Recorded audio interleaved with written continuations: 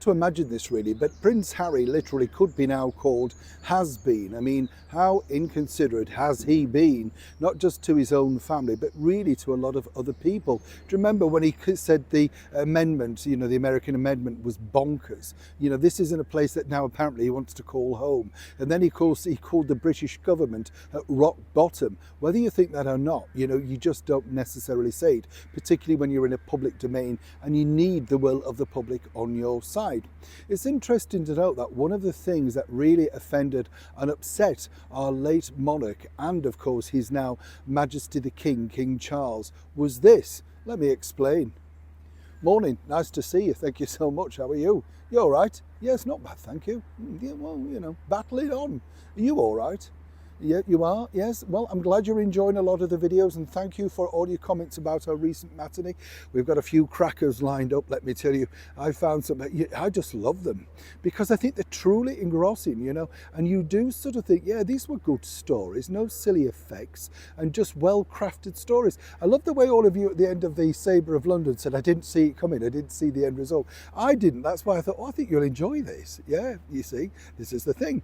One thing that obviously His Majesty the King and of course our late monarch Queen Elizabeth II didn't enjoy was Harry's constant berating, particularly on of course the Oprah Winfrey interview.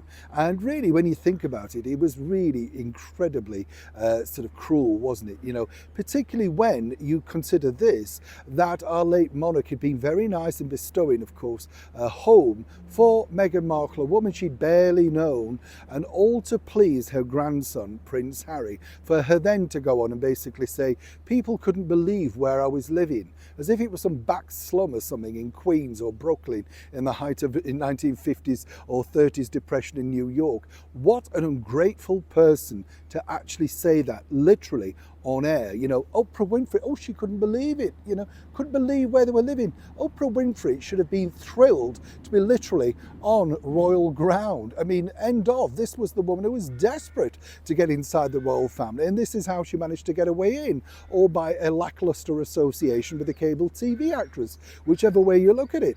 Now, of course, what's really emerged is this, that His Majesty the King literally had had enough regarding Frogmore Cottage, and that really was a bit of a bugbear that really festered away at him. And that was part of the reason why he decided to cut his losses. It's nothing to do with about being unkind or whatever. If he didn't like that home that had been very kindly, very generously provided by his mother, the Queen, and then more importantly now up to him to decide what to do, apparently, according to that source, he just thought, well, okay then, you're on your own.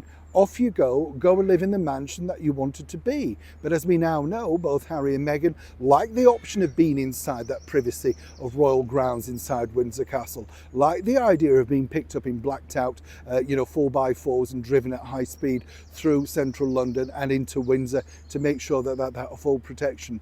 And very astutely, and one might suggest very sagely, His Majesty the King decided enough was enough. What I can tell you though is that Queen Camilla is far more compassionate, and she shouldn't be when you think about it, to of course Prince Harry. She just sees him as a misguided person. But as another aide told me, we're not dealing with a sort of petulant teenager here. We're dealing now with a middle-aged man who seemingly has no regard for all the good things that have been offered towards him.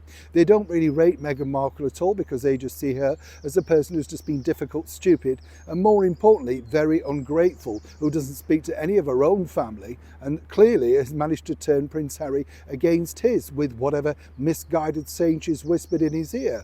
Either way, the story of Frogmore was that it started with tears from Her Majesty the Queen and literally resulted, no doubt, in King Charles following through on what were her and now his personal wishes. Good to clear it up, isn't it? Neil Sean in the very heart of Kensington.